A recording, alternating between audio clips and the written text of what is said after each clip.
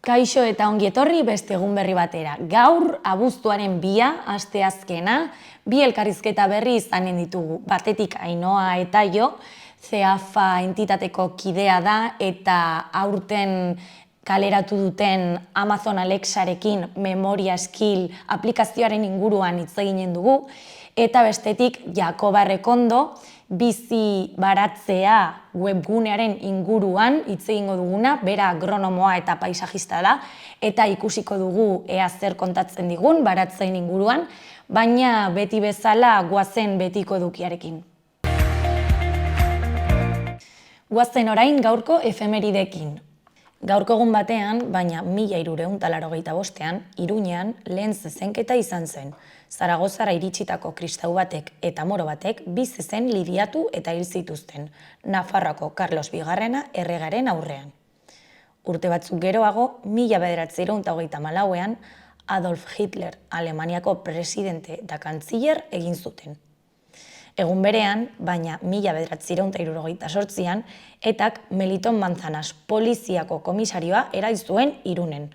Lehen irailketa izan zen. Eta bukatzeko, 1985ean, abortuaren legea onartu zen Espainian. Ikusiko dugu aste honetako agenda. Asteartean, aurkitu gabeko altxorra, Arazuriko igerilekuan, Nafarroa, ikuskizuna, Zirika zirkusen eskutik aurkitu gabeko altxorra umorez betetako antzerki eta zirko ikuskizuna. Arratsaldeko 8etan, Doan, Arazuriko igerilekuan.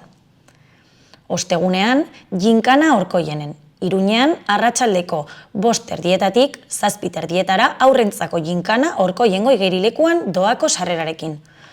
Ostiralean, batetik, Andrea Santiago kontzertua, Azagra, Nafarroan. Iluntzeko 9:00 kulturetxeko patioan, euria eginez gero Foruen plazan.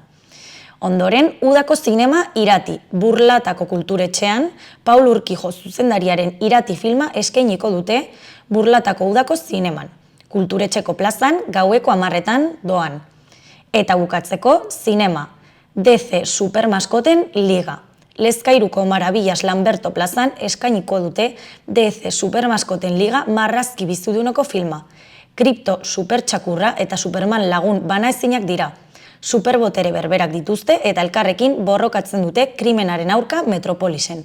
Superman eta Justiziaren Ligako gainerako kideak bahitzen dituztenean. Gaueko 10:00 Doan. Eta amaitzeko larunbatean, Mielotxin, Oietan, Nafarroan.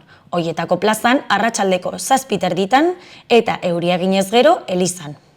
Bukatzeko, Mom, Mendigorrian, kontzertua. Mendigorrian, arratsaldeko 7:30 herriko plazan eta euria eginez gero Frontoian. Ikus dezagun gaurko egunkarieko azalek zer dioten. Diario de Noticias titular nagusian, PSNek Bilduren babesarekin inbestidura lortuko duela uste da, lerro gorririk gabe. Gero abaik, ukatu egin du gobernuaren negoziazioa merkataritza bat denik. Sozialistek aldaketarik gabe eutsi diote gero abairi egindako eskaintzari. Txibiteren aldeko botoa emateko prest agertu da koalizio subiranista. Argazki nagusian, Arte lagunen ikuskizun akrobatikoetako bat atzo Zitadelako harresietan. Izenburuan, akrobaziak Zitadelan. Zirkuko eta humorezko arteak harresien jaialdia irekitzen du. Eskuineko berrietan, batetik, Carlos García Danerok dio Sánchez edo zer egiteko gai dela gobernatzeko. Bean, lurralde ereduak Sánchez inbestitzeko negoziazioa hartu du. Jarraian, Nafarroak du estatuko biztanleko babes ofizialeko etxe bizitzen tasarik altuena. Beste berri batean, amak fiteron zauritutako 3 adingabeak dagoeneko plantan daude. Eta bukatzeko, Bildu eta Kontigo elkarteek higiezinen pilotakada bat ikusi dute Sanguesa kaleko aparkalekuan. Diario de Navarra titularrean, argi berdea Elortzeko hondakin plantari, Gongorakoaren ordez. Nafarroako gobernuak baimena ematen du obrak urte luzeen ondoren hasteko. Beko berrian, EH Bilduk ez du baztertzen Maria Txibiteri baiezkoa ematea inbestidura desblokeatzeko. Sozialistek berretsi dute ez dutela ezker abertzalearekin gobernurik negoziatuko edo adostuko. Argazki nagusian, aparte taldea atzo desprobisto ikuskizunaren une batean. Izenburuan, harresi akrobatikoak. Abuztuan, dantzaz, zirkus eta piruetaz betetzen da zitadela. Amaitzeko, ezkerreko bi berrietan, batetik, mahastizainak eta upeltegiak Nafarroako jatorrizko deituraren kontseiluan aurrez aurre. Upategietako laukideek dimisioa eman dute eta foru gobernuak bitartekaritza prozesu bat sustatzen du. Bestetik, finantzak eta errekorra Nafarroako udalerri eta kontzejuentzat.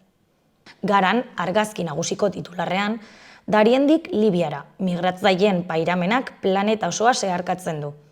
Ozeano bat dago erdian, baina Darien goiana eta Mediterraneoa zeharkatu nahi duten migratzaileen bideen norabidea ia berbera da. Baita oinazea ere. Migrazioen nazioarteko erakundeak Kolonbiako eta Panamako muga inguruan 137 pertsonen desagerpena edo heriotza salatu du. Egun berdinetan, Tunisiak 1200 migratzaile kanporatu ditu Libiako basamortura, argazkian ikusten den moduko irudiak utziz.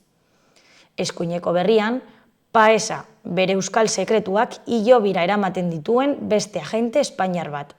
Luis Roldanen iesa bezalako kontu nahasietan inplikatutako Espainiar estatuko agentea, dirudienez, Fernando Paesa hil egin da, bere heriotza iragarri eta urte askotara, eskela eta guzti.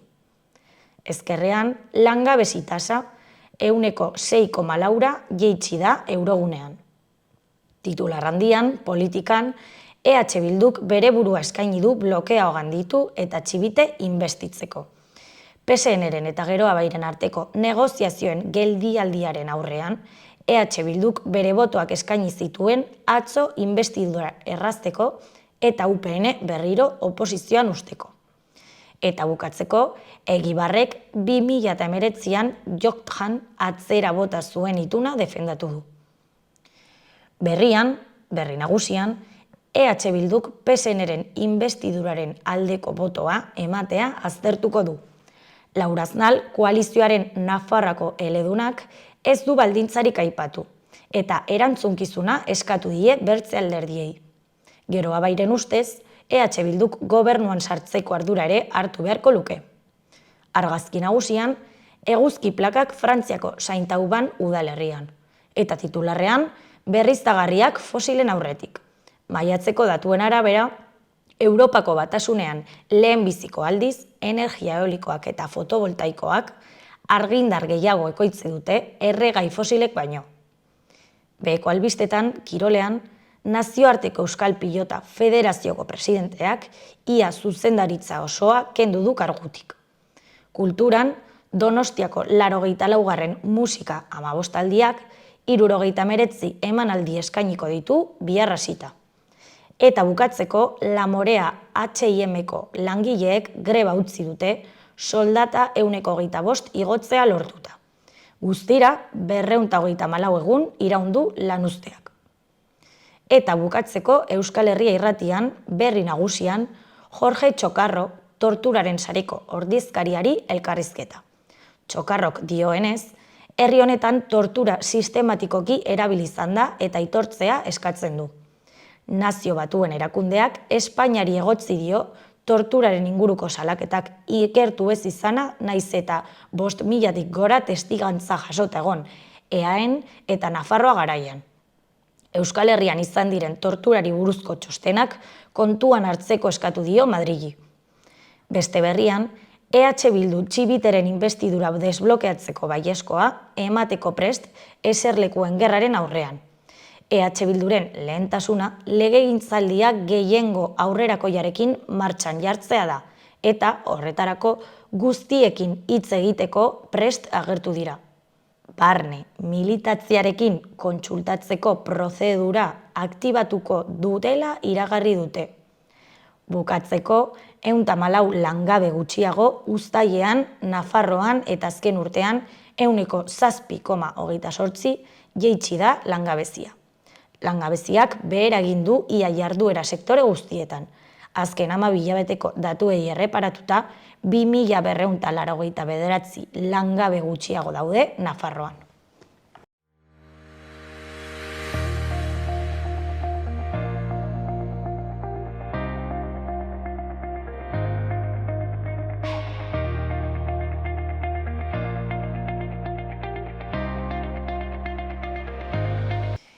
Gaurko eta biharko eguraldia ikus ditzagun orain.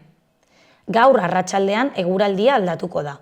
Goizean, lehen orduetan lainogune batzuk izan arren, giro eguzkitsua nagusituko da eta haizeak, gainera, hegoaldetik suabe joko du. Ondorioz, bero egingo du eta barnealdeko leku askotan maximoak 30 gradutik gora igoko dira. Kostaldean ez dira horrenbeste igoko. Eguerditik aurrera, berriz, ipar-mendebaldeko haize bizia sartuko da, lainotzera eta freskatzera egingo du eta euri pixka bat ere egin dezake iparraldean. Gauean, baliteke barnealdeko zenbait lekutan ere euri pixka bat egitea. Eta ostegunean, giro ezatsegina espero dugu eta eguraldiak udazken itxura hartuko du. Ipar partean, zerua nahiko lainotuta egongo da eta zaparrada batzuk botako ditu. Hegoaldera, aldiz, hodei batzuk soilik iritsiko dira. Ipar-mendebaldeko haizea bizi-bizi ibiliko da. Egoera horrekin, temperatura maximoak nabarmen jaitsiko dira, eta baliteke barnealdean aurreko egunekoak baino 10 gradu baxuagoak izatea.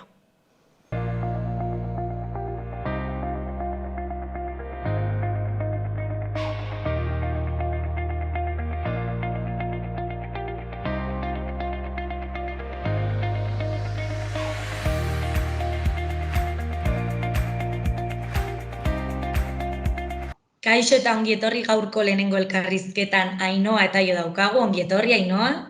Ongietorria, mila esker. CEAFA entitateko kidea da eta CEAFak memoria kaleratu du Amazon Alexaren eskil bat narriadura kognitiboaren aurrerapena moteltzeko eta aplikazioaren kaleratzearekin joan baino lehen goazen pixkat CEAFA ezagutzera, ez? Askok agian ez dugu ezagutzen, beraz zer da CEAFA? Bueno, Alzheimer eta beste dementzien konfederazioak 320 elkarte baino gehiago biltzen dituen erakundeak gara, bale? 1980ean sortu ginen, autonomia erkidego edo toki mailan egin ezin zitekeen interesak eta beharrak aldarrikatzeko. CEAFak gaur egun 19 erakunde autonomikoz eta tokiko mailan lan egiten duten 320 baino gehiago ditugu territorio osoan. Eta banatuta, penintsulan, Irletan, Zeutan eta Melillan. Eta noriz joan daiteke entitate horren parte edo kide? Gure entitate parte edo kide izateko, CEAFako edozein elkartera hurbiltzea besterik egin behar da. Han bertan hartzeko edo parte hartzeko modu ezberdinak azaldu dezakete. Hau da, voluntario bezala, bazkide bezala edo dohaintza bat eginez parte hartzeko baita ere, hor informazioa ematen dute. Ze funtzio ditu CEAFak, hau da, zer egiten duzu publikoari begira? Publikoari begira, gure elkarteen funtsezko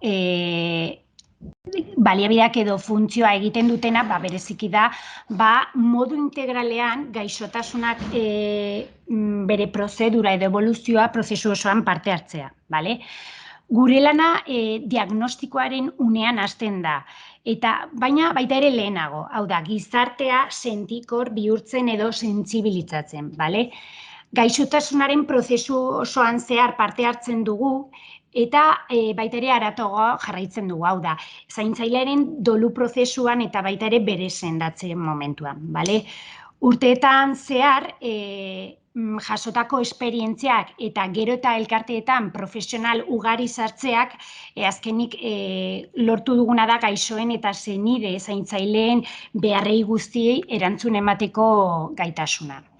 Eta, gure zerbitzuen artean, baditugu familiei informazioa ematea, zaintzarako prestakuntza ematea, gaixotasunari aurre egiteko laguntza psikologikoa ematea, eta baita ere bereziki gaixoei terapia ez farmakologikoak ematea. Hau da, farmakoekin batera gaixotasunaren aurrerapena moteltzen laguntzen dituen terapiak ematea.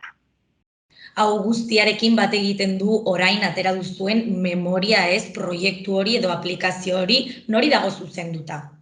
Bale, bueno, bereziki gure eskil berri hau memoria deitutakoa dementzia duten pertsonen narriadura kognitiboa arin eta moderatua moteltzeko helburuarekin jaio arren, prebentzio moduan bere gaitasun kognitiboak landu nahi dituzten pertsonek ere erabili dezakete. Bale? Azken finean, ahozko sistema berri bat da, bale? Estimulazio kognitiboa lantzeko. Eta nola sortu zen proiektuaren ideia edo zergatik erabaki zenuten proiektu hau egitea? Bueno, printzipioz, zeafak aspalditik adimen artifizialen oinarritutako jardueretan zerbait egitea nahi izan zuen edo asmoa izan du. Baina, zoritxarrez finantzazio faltarengatik ezin izan dugu aurrera eraman. Eta, hemendik, orain dela ja denboraia, Amazon Alexa gurekin harremanetan jarri zen, hurbildu zen, eta, proposamena egin ziguten, eta beraiek izan dira eskilaren garapena hartu zutena, bere gain. Eta lagundu gaina, aurrera eramatea. Zuek izan zenuten ideia eta Amazon Alexari proposatu zenieten edo nola izan da? Beraiek hurbildu ziren, bale? Eta, ideia guk buruan geneukanez, aurrera eramatea erabaki genuen. Eta nola funtzionatzen du aplikazio interes hau?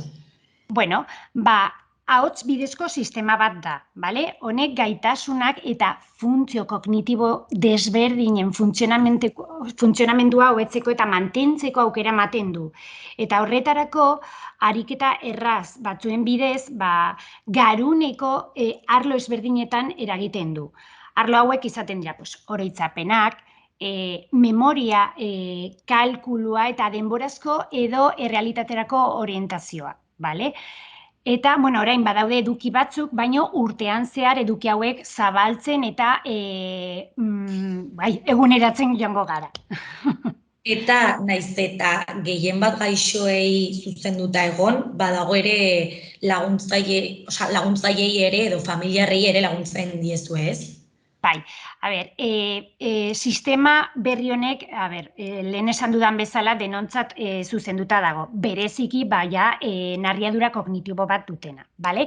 Baina, normalean gure gaixoak erabiltzen dutenean, sistema erabiltzeko oso erraza da. Dena den, batzutan, zaintzaile edo profesional batek gidatuta, erabili tresna, erabiltzeko laguntza txiki bat behar dute, bale? Baina, eta hau erabiltzeko, beharrezkoa da, Alexa aplikazioan, gailuan aplikazioa edo eskila deskargatua izatea, bale? Ahots bidezko sistema bat denez, erraza da erabiltzeko, eta besterik da esatea Alexa, abre mi memoria, eta ja hasten da, estimulazio kognitiboa egiten. Eta ze ariketak eginen dituzue edo adibidez?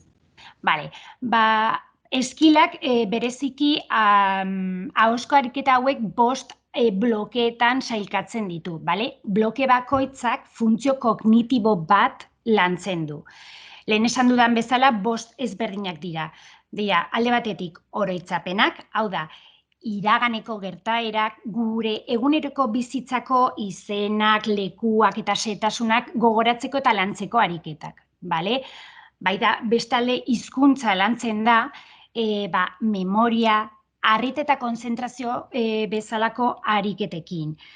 Bestalde, kalkulu eta funtzio ejekutiboa edo exekutiboak, kalkuluak egiteko, arrazoik eta logikoa lantzeko eta baita ere egunereko bizitzako jardueraren gaitasunak hobetzeko eta mantentzeko. Eta azkenik baita ere denborazko eta errealitaterako orientazioak. Hau da, errealitatearekin konektatzen laguntzeko. Hau da, desorientazioa murrizteko eta segurtasunaren edo egonkortasunaren zentzua sustatzeko. Gainera, maila zalda daiteke ez edo igo daiteke. Bueno, gure aplikazio honek egiten duena da hainbat galdera egiten ditu, bale? 5 multzotan sailkatuta, lehen esan dudan bezala. Eta egiten dituena multzo bakoitzak 10 galdera ezberdin ditu, bale? Orduan, aplikazioak galdetzen joaten da eta erantzuna zuzena baldin bada, erabiltzaileari hurrengo saioan galdera ezberdinak egiten ditu. Eta gero ez da, pues bueno, galdera nahiko zailtasuna igotzen joaten da, bale? Orduan, zenbat minutu egin behar dituzu egunero? Bale, Normal. aplikazioak hainbat galdera egiten ditu, bueno, esan duzala 5 multzo ezberdinetan, bale, funtzio kognitibo bakoitza edo ezberdina lantzeko, eta 10 galdera bakoitzeko dira egunero 50 galdera gutxi gora bera, bale? Horrek 20 minutu gutxi gora bera irauten du. Beraz, egunero 20 minutuko ohikera egiteko diseinatuta dago. Abos 20 minutu gutxi gora. Bai, ez da zehatza izan behar, baina adibidez, aplikazio atera aurretik norbaitekin egin dituzue frogak zehazteko ze onurak ekartzen dituen edo? Bale. Hemendik gutxira, dementziaren bat duten pertsona talde batekin pilotaje bat egingo da, bale? Edukia hobetzeko eta zailtasunak dituzten alderdiak aldatzeko, bale? Gure elkarteetan Alzheimerra edo beste dementzia duten pertsonei aplikatzen zaien ohizko ariketak biltzen ditu aplikazio honek, ez? Beraz, pilotajearen emaitzak onak izango direla ziurtatu dezakegu. Gainera, bueno, ikerketa asko egon dira edo egiaztatzen dute, terapia ez farmakologikoak, hau da, bereziki estimulazio kognitiboak, medikamenduekin batera, medikamendua bakarrik erabiltzea bezain eraginkorrak direla. Beraz, esan dezakegu efizientea dela. Orain aipatu duzu eta lehen aipatu duzu ere, baina zer dira berez terapiaz farmakologikoak? Bale, gaur egun gaixotasunarentzako ez dago sendatzeko tratamendurik, bale? Hori da gaur egungo egoera eta momentuz badirudi, pues bueno, horrela jarraituko duela. Dena den baditugu terapia ez farmakologikoak, izena berak esaten duenez bezala, farmakoak erabili gabe aplikatzen diren terapiak direla, bale? Terapia hauek medikamenduekin batera egiaztatu da, medikamendua bakarrik erabiltzea bezain eraginkorrak direla, eta batzutan are eraginkorragoak, bale? Hauen onura terapeutikoak bereziki izan daiteke. Pertsonaren gaitasun babestuak mantentzea, hobetzea eta indartzea lortzen duela. Gainera, ingurunekiko deskonexioa saihesten da. Hau da, gaur egun entzuten denain beste bakardade horrek saihestea laguntzen du, bale? Bestalde, eguneroko jardueretan autonomia ahalik eta gehien luzatzea laguntzen du. Eta bereziki eta importanteena dela gure gaixoen autoestimua sendotzen duela. Eta baita ere, gaixoaren eta gure senide familiar edo senide zaintzailearen bizi kalitatea hobetzen du.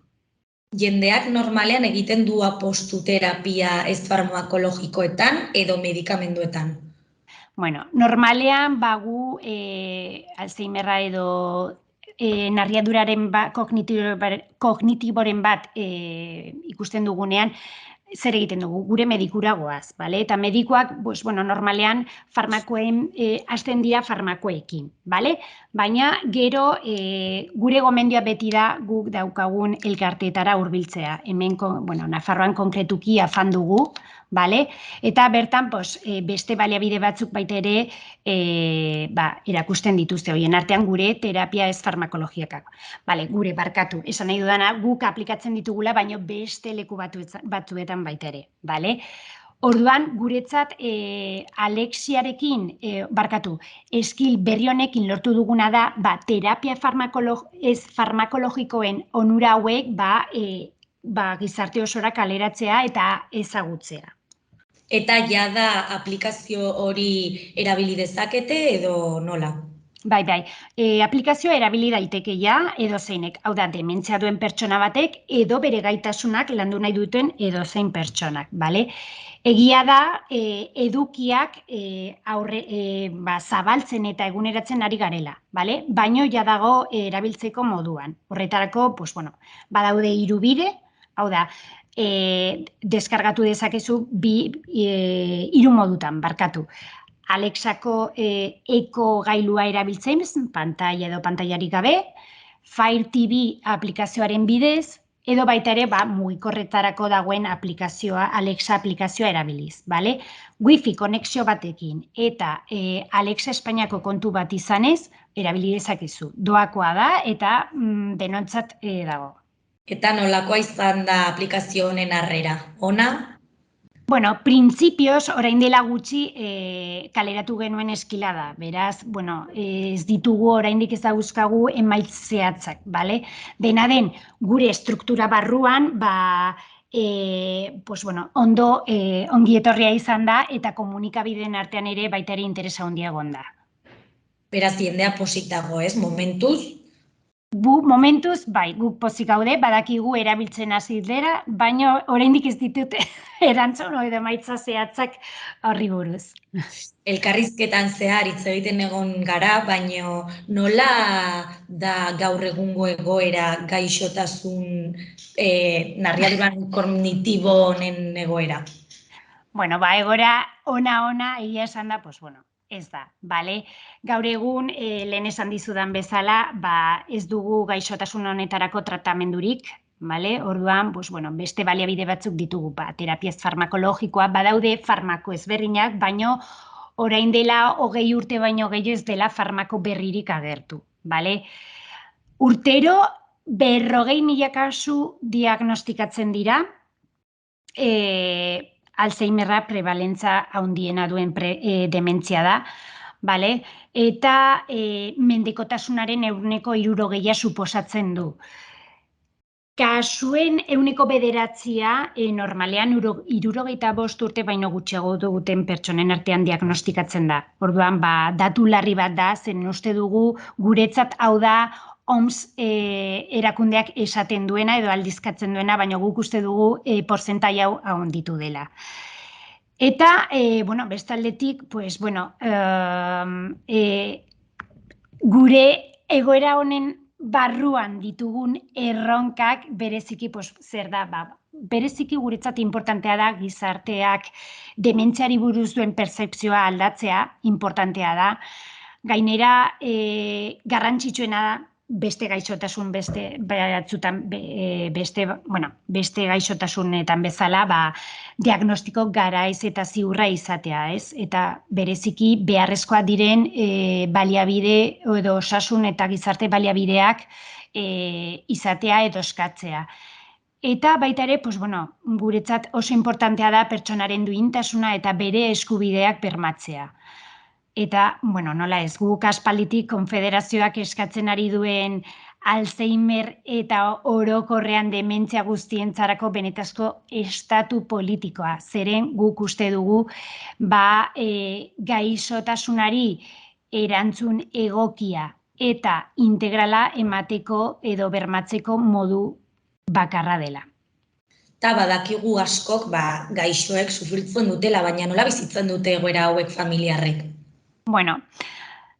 Erraza ez da, hasiera batean diagnostikoa jasotzen dugunean oso handia egiten zaigu, eta ez dakigu nola aurreratu edo nola aurrera joan egoera berri honekin. Horregatik guk beti esaten duguna da informazioa jasotzea oso importantea dela. Tratamenduaz gain informazioa jasotzea, baina ez egoera honekoa, etorri behar denarena baita ere.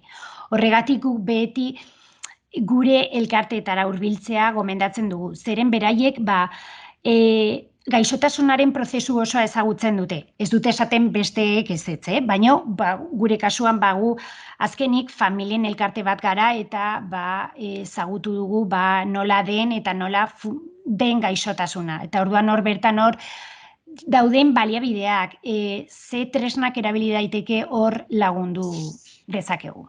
Hemen Iruñean ze elkarte aipatu dituzu daudela? Barkatu ez zaitut ulertu. Hemen Iruñean ze elkarte daude hoien laguntza jasotzeko? Bueno, a ber, proveedore asko daude, pribatua, publikoak, hori ezagutzen ditugu, bale? Guk konkretuki hemen dugu Afan, gure Nafarroako elkartea da, hemen sede ezberdinak dauzka, uste dut Tudelan, Iruñan hemen, eta baita ere Elizondan uste dut, bale? Eta beraiek, Nafarroako jendeari laguntzeko, pues bueno, gaitasun soberan dauka. Oso ongi, espero dezagun aplikazio honek emaitza onak izatea, ez? Eta jendea erabiltzera animatzea. Eta plazer bat izan da hemen zu izatea. Eta hori da, sorte hon aplikazio honekin, eta espero dezagun gaixotasun honek ez egitea askoz aurrerago, ez? Hori espero dugu. Zaila da, baina gu horretan gaude. Mila esker Ainhoa, plazer bat. Berdin.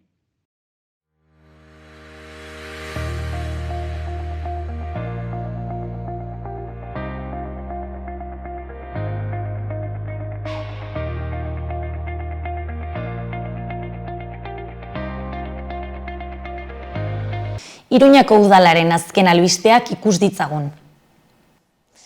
Batetik, autismoa duten 80 adingabek eta gaztek beren autonomia eta trebetasunak indartzen dituzte analkarteak eta Iruñeko udalak bultzatutako udako eskolari esker. Kristina Ibarrola alkateak eta Raul Armendariz gizarte zerbitzuetako zinegotziak bertatik bertara ezagutu dituzte egiten ari diren jarduerak. Horrela, 12 urteko ibilbidean, eskola baliabide terapeutiko hezitzaile eta sozial giltzarri bihurtu da autismoa duten pertsonentzat. Jarraitutasuna ematen baitie eta errutina ematen baitie hain beharrezkoa haientzat. Bestetik, hiria eta bere historia aurren eskura jartzen da abuztuan jolas jardueretan. 260 plaza erreserbapeko proposamenetan eta parte hartze libreko jolasetan. Bisita gidatuak, pista jokoak, ginkanak, aurkikuntza ibilaldiak edo tokiko publikoarentzat eta bisitarientzat diseinatutako hiri iesaldiak dira. San Bartolomea gortorlekua, tren parkea, planetarioa edo hiriko naturguneak hainbat formatutan eskaintzen dira eduki horiekin. Eta gaztelaniaz eta euskaraz eskaintzen dira, asteko egun askotarako eskaintzarekin, goizeko eta arratsaldeko ordutegiak betez. Batzuk doako proposamenak dira eta beste batzuk 3 eta 5 euro bitartekoak dira plaza bakoitzeko. Jarraituz, udalak bihar jarraituko du lanak egiten Paulino Caballero kalean, Maiagorriti gazteluaren artean, esku hartutako lehen etxadia berriro ireki ondoren. Navarro Biloslada San Fermin etxadian bidegurutzeraino galtzada berreginda, pasabideak berreskuratuz eta hartuneak berrituz. Eta amaitzeko Iruñeko udalak 150.000 eurorekin finantzatzen ditu haur eta gazteentzako jarduerak, irabazi asmorik gabeko erakundeek bultzatuta. Laguntzak norgehiagoka bidez emango dira eta ezingo dute gainditu programaren aurrekontu osoaren 180%. Ekimen honen bidez, udalak 0 eta 30 urte bitarteko iruindarren bizi baldintzak eta bizi kalitatea hobetzeko jarduerak sustatu nahi ditu. Aisialdiaren eta denbora librearen bidez.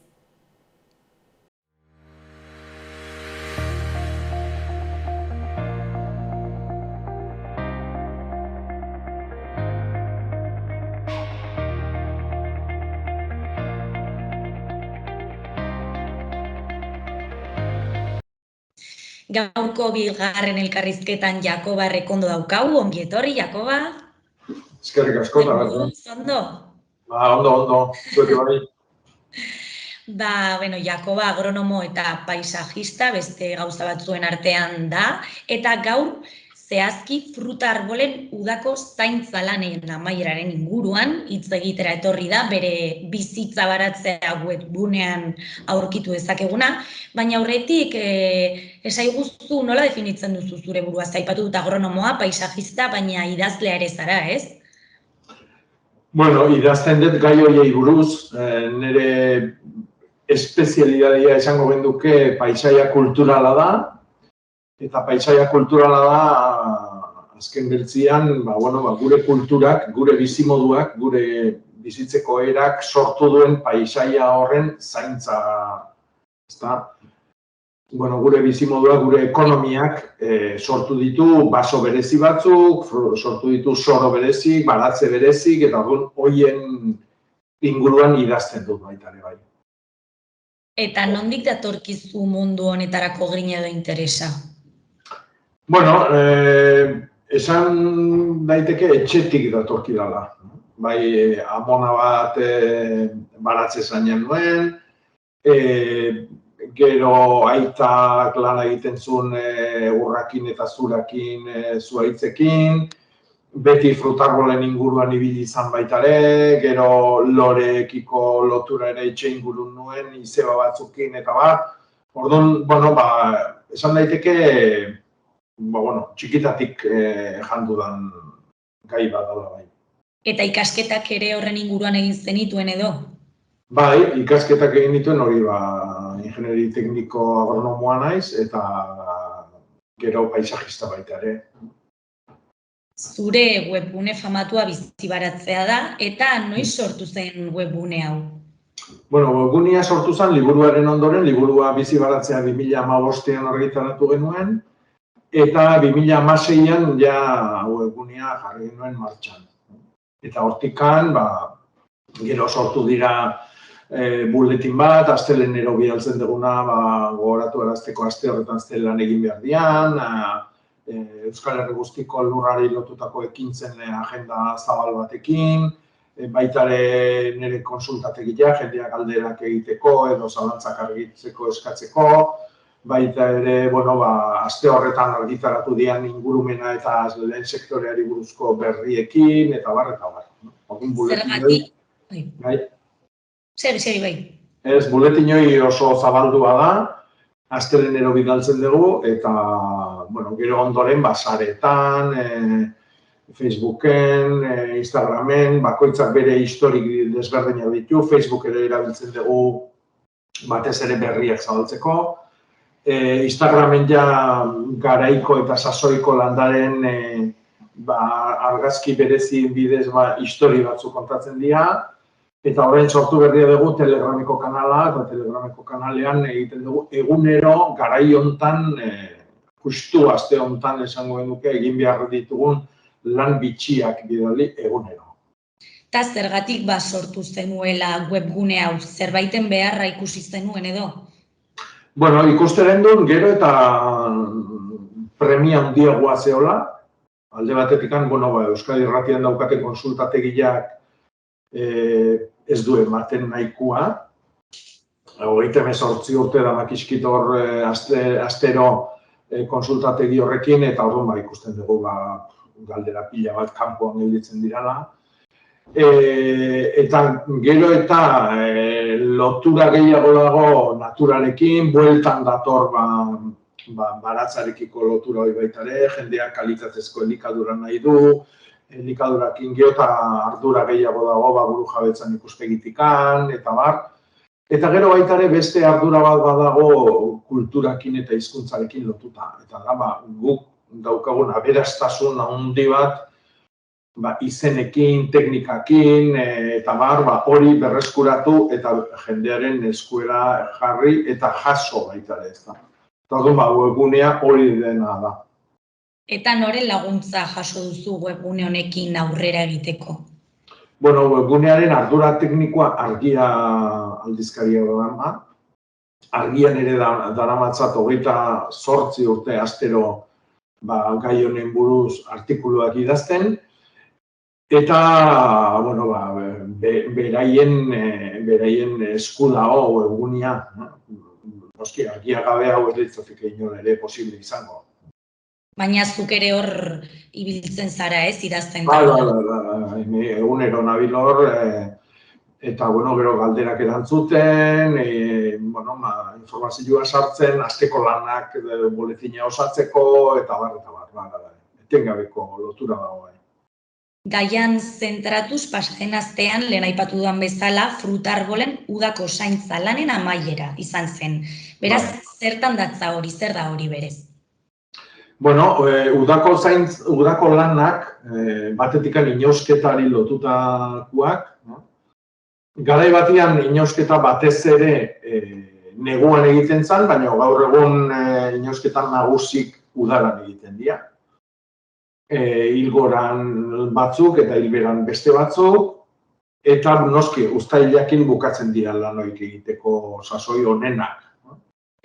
Bestetikan txertatzeko garaia da. Txertaketa ere 2 urte sasoitan egiten da, neguan otsailean egiten da adarreko txertua, eta udan egiten da begiko txertua. Eta horiek bukatzeko garaia izan baita ere. Eta gero baita ere beste gai garrantzitsu bat ongarriketa. Ongarriketa nagusia esango genuke neguan hasieran egiten dela, neguan barruan ere bai beste batzuk, baina premile izan ezkeo, adibidez, aurten txingor eraso gogorrak izan dira, eta toki batzutan fruta asko galdu da, baina ez da fruta galdu bakarri, baizik eta landarea zauritu eginda, ez da. Austurak egon dira, puskatu dira adarrak, ostoa galdu dira, eta orduan hor zauri mordo bat sortzen da, horri buelta eman alizateko, eta datorren urterako prestatzeko oain ongarriketa egiteko sasoia ere bazan, uztaila. Uztailetik atzera ez da ongarriketarik egin behar frutarboletan, eta landare gehienetan ere ez. Zergatik bestela, bere bizitza luzatu egiten dugu, eta negua iritsiko da, beraien zuntzak eta azalak eta prestatu gabe neguko hotzari aurre egiteko. Eta orduan kontuz egin beharreko lana da. Orduan lanoi danak uztailarekin batea juntzian. Eta aste honetan abuztua iritsi dela, lanak aldatu dira edo berdinak jarraitzen izaten dituzte? Ez, horiek bukatu dira, ilargia ere aldatu zaigu, oain hilgoran gaude, eta oain hilgorako lanak egin beharko genituzke. Eta abuztuan, etorri da adibidez, azken txertaketak bai egin daitezkela. Adibidez, gerezi ondua beti beranduxiago ere txertatu daiteke, zaharrak edo udaria baino beranduxiago. Eta gero, ereintza lanak egin daitezke. Adibidez, oain garai oso zona, ziazerbak edo espinakak ereiteko. Ja, eguna asko mozten nahi da, ordu bete moztu zaigu dauneako. Gezurra dirudi, baina udaran gu dakago olako, ez da, poz bat edo, baino eguna mozten nahi da. Hori da landarentzako garrantzitsuena. Landarek argia behar dute, energia bezala erabiltzeko, eta orduan argiko puru hori neurtzen dute beraien lanak egiteko edo erabakik hartzeko.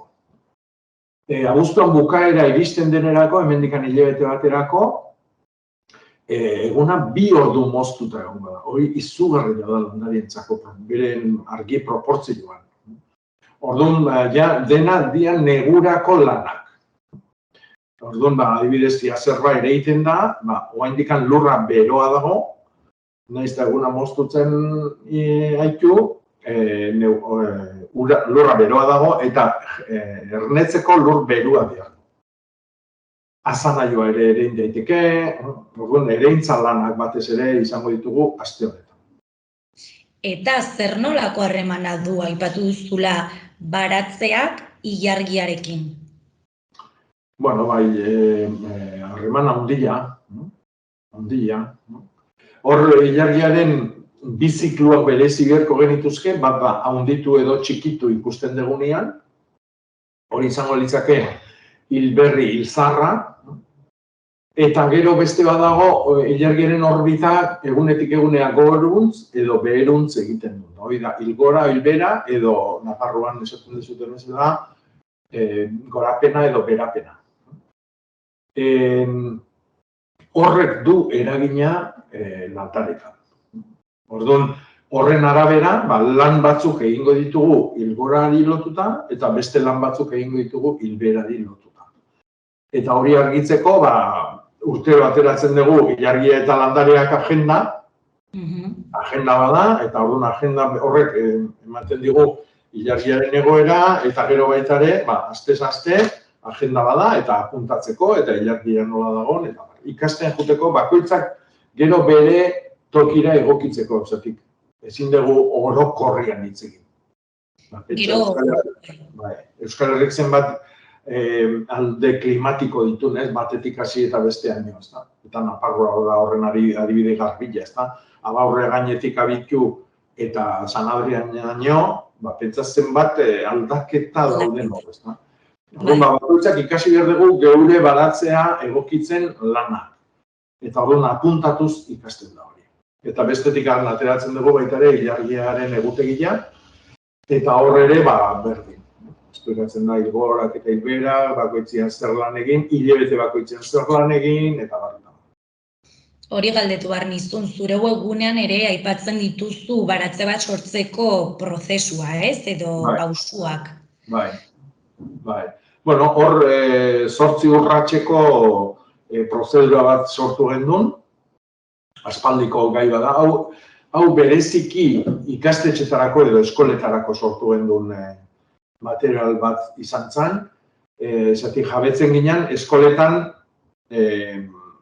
gehienetan baratzari buruz ezer ez dakin jendearen eskutan zegoela askotan baratze bat sortzeko agindua esan dugu. Orduan, esan dugu, ezer ez dakien jendearentzako sortu behar dugu, horrelako protokolo txiki bat. Orduan, 8 urratsetan, hori da, baratze bat nola egin, ezer ez dakizula. Orduan, bai orientazioa, bai lurraren garrantzia, urarena, landaketak nola egin, landare errexenak zeintzun dira, txandakatzia nola dan, bata bestean ondoren zein jarri behar dian, zeinen aldamenean norekin jarri behar ditugun. Orduan, hor 8 urratseko protokolo bat, hortxe dago. Webgunean fijatzen baldin bazina, ezkerreko zutabe bat dago dena eguneko berriekin, orduan, egunero artikulo berriak daude, hor gaina orain talde oso zabal bat elkartu gera honen ingurun artikuluak idazteko, bai hartzantzari buruz, basogintzari buruz, baso jangarriak, berlezantza eta barrota. Eta gero, eskubiko zutabean dago dena gauza praktikoak. Asteko lanak, lan bereziak, baita ere hilabete honetan zer barazki ditugun jateko moduan, jakiteko kalitatezko elikadura nahi bali maizu zer jan beharko zenuken aste honetan hemengua eta garaikoa. Gero dago hori baratza bat sortzeko 8 urrats, gero dago landarepedia, landariak ezagutzeko bakoitzari buruz, ze informazio dagoen euskeraz, eta bar. Orduan, hortxe dago, ezer ez dakizula, baratzatxo bat egin egaizu, naiz eta lehiokoska bateko jardinera batian izan. Eta zuk uste geroz eta jende gehiago baratze bat izan nahi duela edo sortu nahi duela? Nik uste zalantzarik ez da hola. Eta orduan, herri guztietan gertatzen nahi da hor, lur bila, toki askotan udalak ere jabetu dira eta herri baratzak sortu dituzte, gero eta grina hundigua dago. Eta gero gaina eske baratzeak gauza askotarako ematen du. Baratzea oso anitza da. Eta mundu guztiak daki zer den baratzea. Etortze zaizu zure aldamenean bizi baldin bada ez dakit amazik bat edo bere bat, edo afgano bat, edo ez dakit lituano bat, denak daukite zer den baratze bat. Eta gero baratze baten ingurun, jende hori dena, kultura horiek denak elkartu ezkero, baratzeak balio du gauza askotarako, ez da. Adierazten zera, bai elikadura aldetikan, sukaldean ere ikasi dezakezu landariak nola egin beste era batera, hizkuntzak ikaste dituz, harremanak, baratze bat gauza asko da. Hala ere, baratze bat mantentzea pixkat zaila da, ez? Denbora aldetik eta diru aldetik. Eta gurariaren aldetik. Bueno, denbora aldetik, ez dakit, nik uste baratza dela gauza egin dezakezun denbora inbertsio honena. Adibidez, gimnasio batera joan berrian, joan baratza da. Claro, gimnasioak ez du ezer produzitzen. Baratza bai. Gauza horiek dana gainera, esan edez, kultura, harremanak, elikadura, sukaldaritza, gastronomia. Diru aldetik dudik gabe aurreztu egingo duzu.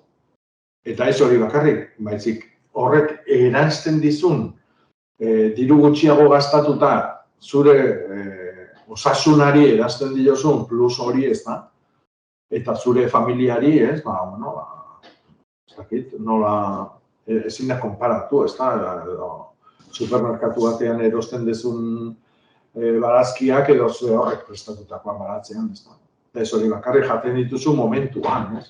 Zu pentsatu, ez dakit, piper batzuk jateko, supermerkatuan dauden piperrak, agian 3, 4, 5, 6, 8 egun lehenago bildu dirala ez dakit nun. Almazen batian egon dira, kamioi batian ibili dira, gero etorri dira beste kamioi batian, beste furgoneta batian, zurea da bildu eta jan, ez da. Orduan, osasunakin pentsatuta bakarrik. Hala ere, baratze on bat eta egoki bat mantentzeko zeintzuk izango litzateke klabeak? Bueno, klabea da zure lurra edo zure toki joi ondo ezagutzea. Horregatik nire obsesioetako bada jendeak gauzak egin berritula apuntatu. Horregatik agenda bat egiten da magu, ja guantxe, imprenta sartzea da dikoa, hurrengo urtekoa 7. urtea izango da. Orduan, apuntatzea da klabea. Zatik askotan, izate izu jendia, aurten zeur pipar urte ona, ez da? Eta zuk ez da ino izan, baina zurean ona izan balima da, guazen arrazoi horiek ezagutzera, ez da, zergatik izan da ona. Nola ongarritu duzu? Landaria ekarri duzu, edo hazia ere indezu, eta zerorrek prestatu duzu. Ze variedade da? Noiz zer egunetan landatu zen duen? Horren, karo, informazio hori dena jakin ezkero, errepikatu dezakegu exito hori. Baina ez bali madatu, maiatzian landatu gendun. Eta noiz ongarritu zen, naze ongarrita. Ez goatzen. Orduan, exitua nun dago, hori dena jakiten. Zatik, karo, nijo naiz ez dakit nungo peri batea eta landarian erosidet. Eta horren urtean juten naiz ez dakit noa, eta han erosten dut. Eta, agian da, esate izue, pikilua da. Bueno, karo, pikilluaren landare hori nun sortu da. Zatik, gaur egon, agian Valentzien sortutako landare bada. Edo Badajo zen, edo ez dakit nun. Orduan, hori dena jakitetik eta ezagutzetik datorrek zituan. Eta uztaian zeintzuk izan dira kalitatezko barazkiak? Ze askotan supermerkatura joaten gara eta zeintzuk dira gaur? Zeintzu dazkagun gure agendan, hemen beti bertako eta sozoiko barazkia dauzkagu hilebetero. Uztailan kasuan, alberginia, apioa, artogozua, aza, azanaioa, barrun berri zuria, hau da, potxak. Borraja, argi zurila, erremolatxa, errefagoa, errokula, hilarra, kuiatxua, kukulua, leka, luzokerra, milua, patata, perresila, pipermina, piperra, porrua, porrutipula, tipula, tomatia, txitsirioa, uraza, zerroa eta zia zerroa. Orduan, hilero, ateratzen ditugu, zeintzu dian barazki fresko horiek jakiteko, zuk denda batian autopatzen bali maizu, hemengua izan daitekeen. Normalian izango da. Bertakoa eta sasoikoa. Eta hauetatik kanpoko zerbait topatzen bali maizu. Horrek esan nahi du, ez dala hemengoa. Kanpotik etorri da, urrutitik etorri da. Orduan ja, ez da kalitatezkoa. Beste kalitate batekoa. Normalean, zure webgunera gerturatzen den jendea edo kontsultategi horretara galderak bidaltzen dituen jendea, nolakoa da, ze profil dauka? Lanetatik. Batzuk profesionalak ere badira, hortatik bizi direna, agian arazo bereziren bat daukatenak, baina gehienak dira, esango genduke, etxeako egiten dutenak. Orduan izan daitezke lorategin arazo dituztenak, edo landare bat ez dutenak ezagutzen, eta jakinen nahi dute, bate-bateko oparitu diete landare bat, edo amonangandik heredatu dute landare bat, eta ez dakite landare horren izena. Eta nola zaindu behar duten, edo noiz aldatu ontzia, eta bar.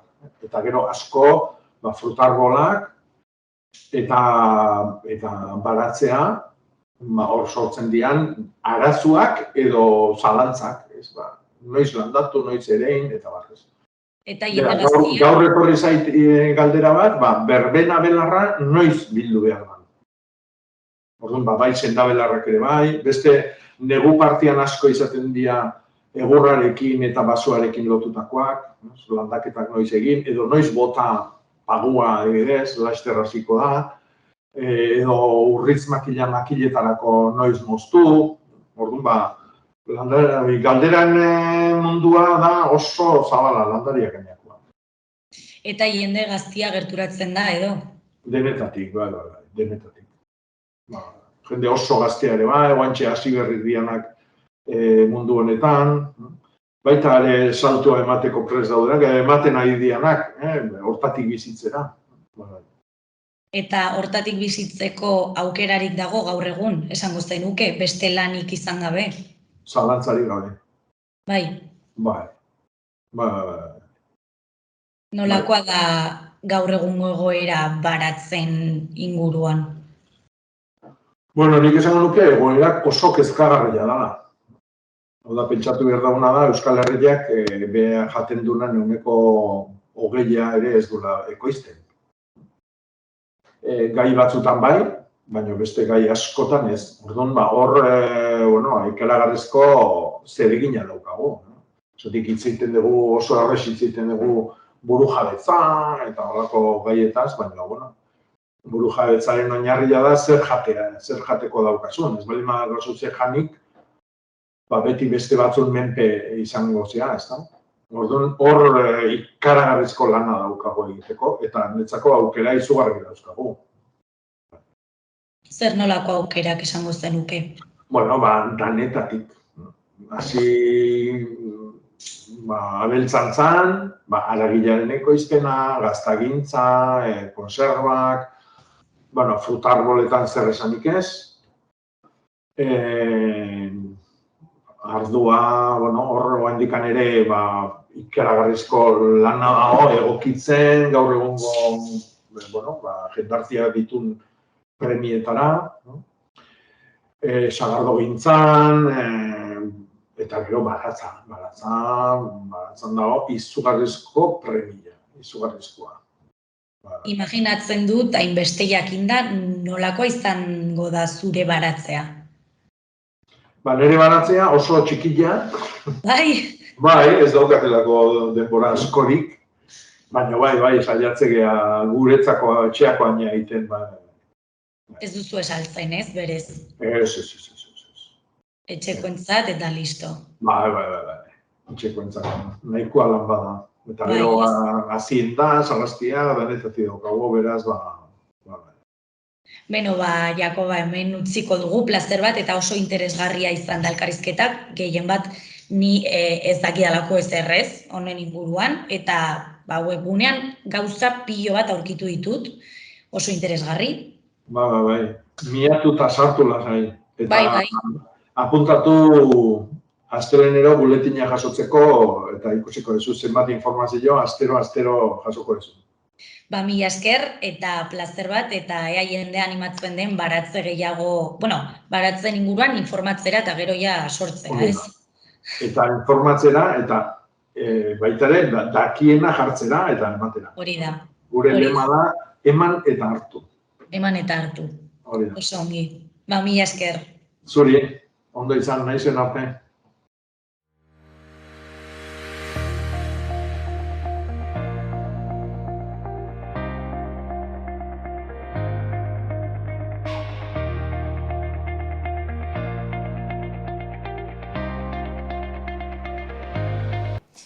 Mila esker beste egun batez hemen gurekin egoteagatik eta bihar ostegunean elkarrizketa berriekin eta eduki berriarekin hemen berriro egonen gara. Gobierno de Navarra. Nafarroako gobernua.